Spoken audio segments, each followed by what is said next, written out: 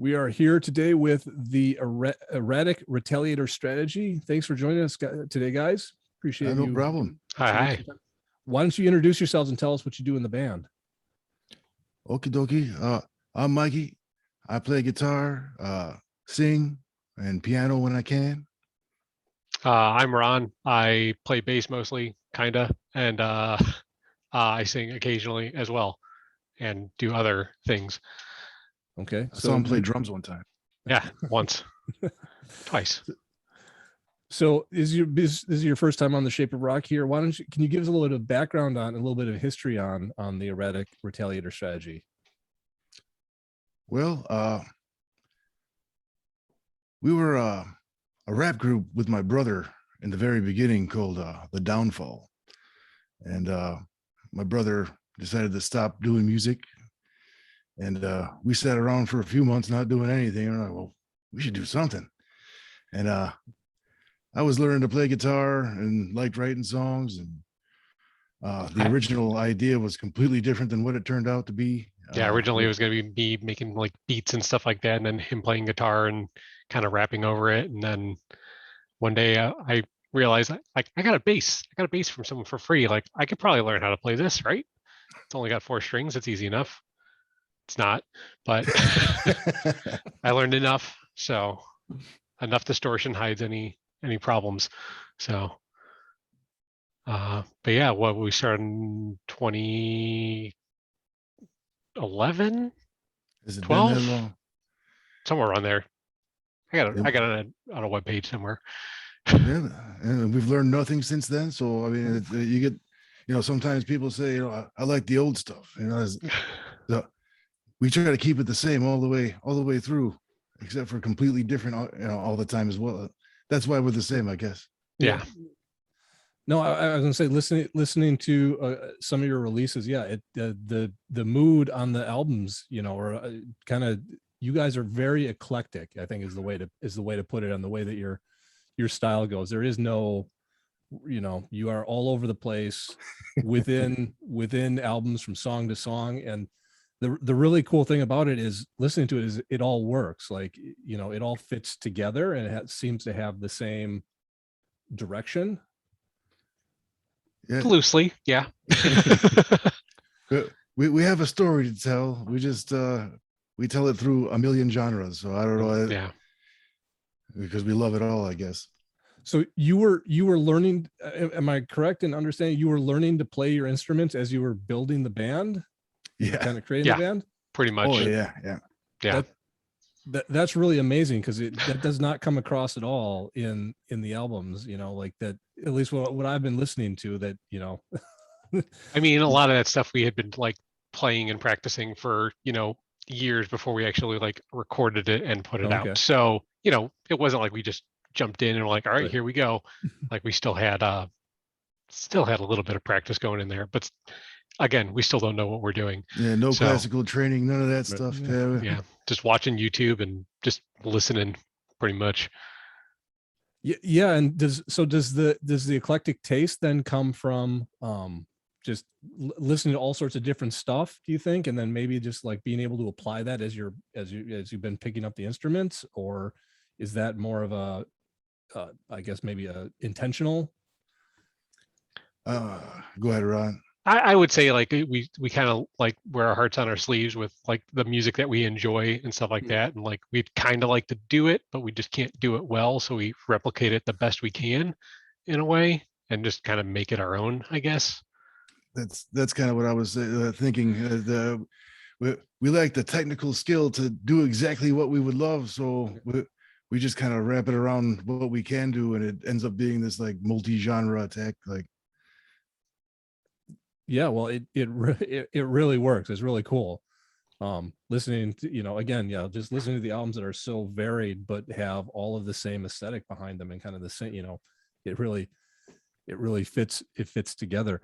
So you are we actually talked to Conan Neutron last week. You're the other half of the split for with Conan Neutron, Dangerous Nomenclature. Yep. So the concept behind this split is that you guys worked with Conan up front and agreed on 3 song names. That's right. Yep. And then the 2 bands, Conan Neutron and the Secret Friends, and then you guys, the Erratic Retaliator Strategy, wrote the It's a songs and mouthful. completely separately, and then put them together on this EP. Yeah, we didn't play each other anything until like we were pretty much done with like our bass recordings, like before they got like mixed up like fully. Yeah.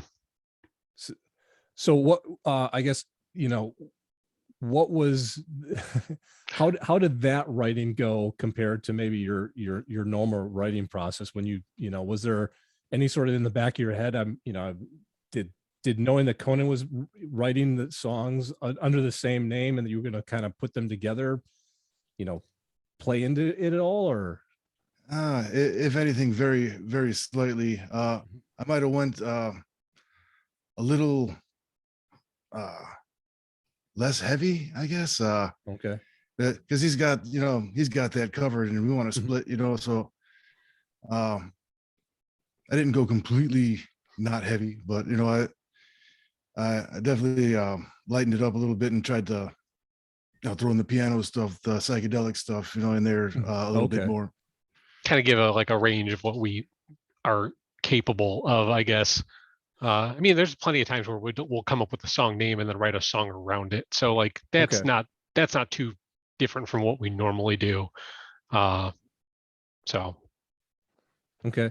Yeah. And the, you know, before these 3 songs, you know, you guys do demonstrate some of your range here. You know, I think the Misplaced Optimism of the Doom, you know, is a ballad, for lack of a better term. Is a slower song. And then, you know, you kind of amp it up a little bit on the Commuter before, you know, I think Complete Grief or a Competitive Grief is more of a narrative song. Yeah. Almost spoken wordish, half rapish, you know. I don't know how it ended up being that. Well, we were trying to kind of run off of a song called He's Forever, which is what was the name of that? It's like the King James version. It's like a gospel group from like the 60s, like 65 or something like that. They put out a ton of like 7 inches, but like someone sent us this one and it had like an A-side, B-side, and we kind of riffed off of that, just kind of like this weird like gospel-y thing. And gospel-y on like crack cocaine, like lots of like he's amped up. There's a lot of cocaine going on in that gospel song, I'll tell you what. Yeah, it's something. There's just people shouting in the background, like just repeating, and it's just like, yeah, all right, cool. Give that a listen. King James version, He's Forever. He's Forever, yeah. You can find it on YouTube. Okay. and that turned into Competitive Grief. Yes. Okay. Somehow. Somehow, yeah. So, and well, you mentioned that you normally, you know, it's not unlike you to write the song title first. So I guess you didn't feel much pressure then to have to kind of fit the song to the title. No, not at all. Okay.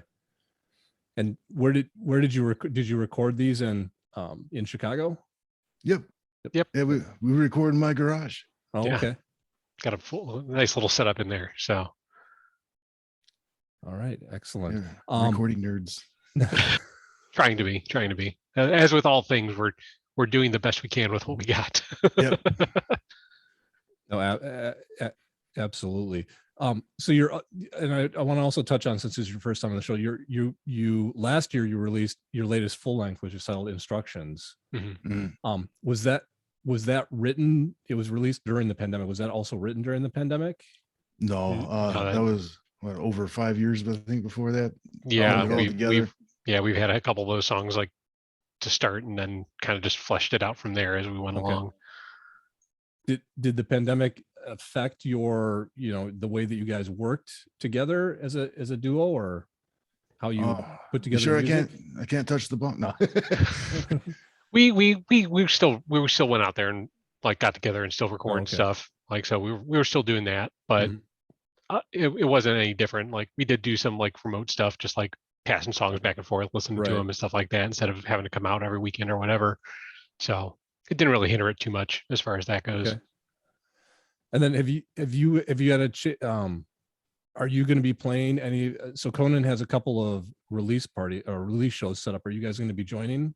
We have not had anything set up Okay. just yet. So We weren't invited yet, so Oh. yeah, we'll see. All right. Put them on blast there. Yeah. We're coming for you, Conan. Right. Exactly. So, do you have anything else planned here in the near future? You guys just released this split, and as from what I understand is you can pick up the CD is available at erraticretaliator.bandcamp.com. Yeah, and also on Conan's. I think I still don't know the full details of that. Conan's taking care of most of that stuff, so I know it's supposed to be March-ish when it's supposed to actually get released. But yeah, you can pick it up there, and there's going to be a vinyl pre-order eventually whenever those details get hammered out with production delays and whatnot. Yeah. So we'll see how that goes. Yeah, he mentioned that the vinyl pre-order wouldn't go up until he actually had a date. Yeah. I think for that we're still waiting to hear back from them about when they can realistically start producing it. So okay. All right, and you can also find Erratic Retaliator Strategy at erraticretaliator.com on the whole web. Yep. Where else can everybody keep up with you guys? We have an Instagram account that I try to keep updated as much as possible. It's also Erratic Retaliator. Had a Twitter account, but that don't really use that much. Pretty much just those or our personal Instagram accounts. I'm at Not Big Bad Ron, and Mikey's Stealth Rhino 01 or just Stealth Rhino 1. I can't remember. Just one. Just one. Just Stealth one. Rhino 1. Yeah. That one guy. Yeah, that one guy. You can find it on the website. We have links to all that stuff. So, all right. Well, we're going to hear another song from the Erratic Retaliator Strategy off of Dangerous Nomenclature, the brand new split EP with Conan Neutron and the Secret Friends, where both bands picked song titles and then independently wrote songs to those song titles. New EP's Dangerous Nomenclature. You can find it at erraticretaliator.bandcamp.com. Thank you very much, guys. I really appreciate it. Yeah, thank you. Thank you. Yeah.